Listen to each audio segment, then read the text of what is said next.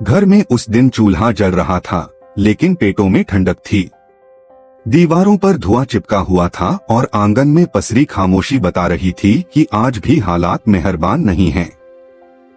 रोटी का आटा बहुत कम था।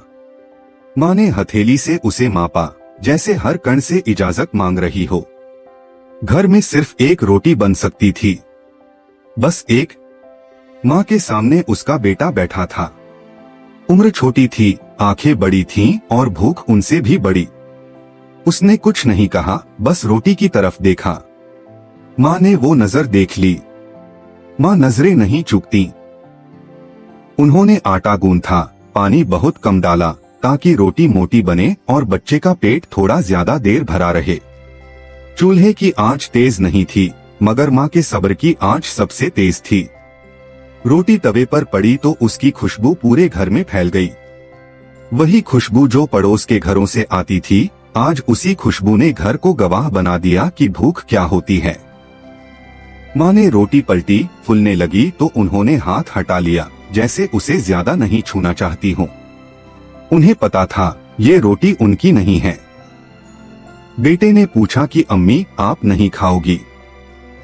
माँ ने मुस्कुराकर कहा कि आज मेरा रोजा है। बच्चे को रोजे का मतलब नहीं पता था, लेकिन अम्मी की मुस्कान पर उसे यकीन था।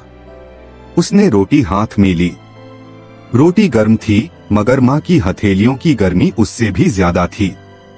माँ ने अपने हिस्से की भूख पानी से दबा ली। गिलास उठाया, 2 घूंट लिए और गिलास नीचे रख दिया। पेट ने विरोध किया, आंखों ने नहीं। उन्होंने बेटे को खाते देखा। हर निवाला उनके लिए इबादत बन गया। उन्हें लगा जैसे अल्लाह खुद देख रहे हों कि एक माँ अपने बच्चे को कैसे बचाती है। रात गहरी हुई। बेटा सो गया। माँ चूल्हे के पास बैठी रही। थकान ने उन्हें घेर लिया, मगर नींद नहीं आई। पेट में जलन थी, सिर भारी था, मगर दिल हल्का था। उन्होंने दुआ की कि ए अल्लाह, मेरे बच्चे की भूख कभी उसके सपनों को न खाए। सुबह बेटा उठा तो माँ अभी भी वहीं थी। चेहरा पीला था, आवाज धीमी थी, मगर सवाल वही थे कि स्कूल जाना है, किताब चाहिए, फीस का क्या होगा। माँ ने हर सवाल को सब्र से सुना। उन्होंने कहा कि अल्लाह रास्ता दिखाएगा। बेटा चला गया। माँ ने दरवाजा बंद किया और दीवार से टेक लगा ली। पड़ोस की औरत आई। बोली कि तुम क्यों खुद नहीं खाती? माँ ने कहा कि माँ होना आसान नहीं, मगर सस्ता भी नहीं। औरत चली गई। माँ अकेली रह गई। दोपहर तक उन्हें चक्कर आने लगे। उन्होंने फिर पानी पिया। पेट ने फिर शिकायत की। शाम हुई तो बेटा लौटा। चेहरे पर खुशी थी कि आज मास्टर ने तारीफ की। माँ ने सुना और मुस्कुराई। बेटे ने पूछा कि अम्मी, आज क्या पकाया है? माँ ने कहा कि आज फिर रोजा है। बेटे ने सिर हिलाया। रात आई। माँ लेट गई।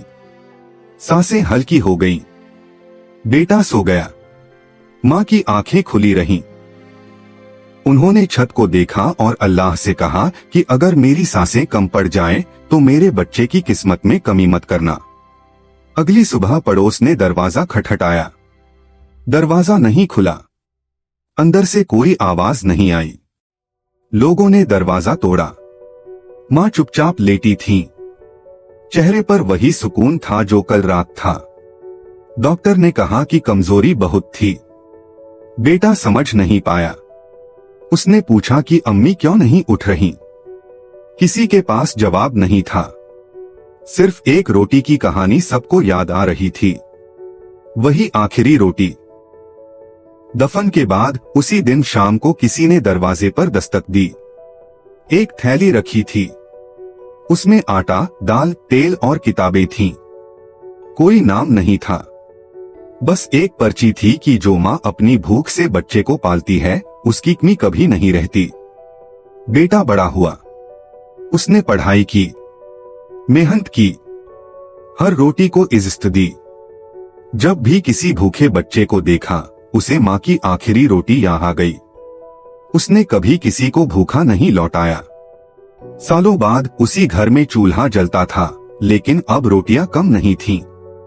दीवारों पर धुआं नहीं, दुआएं थीं। बेटे ने माँ की तस्वीर के सामने रोटी रखी और कहा कि अम्मी, आज मैं भी रोजे से हूँ। और आसमान से रहमत उतरी, क्योंकि जिस घर में माँ की आखिरी रोटी की कद्र हो, वहाँ अल्लाह की मेज हमेशा भरी रहती है।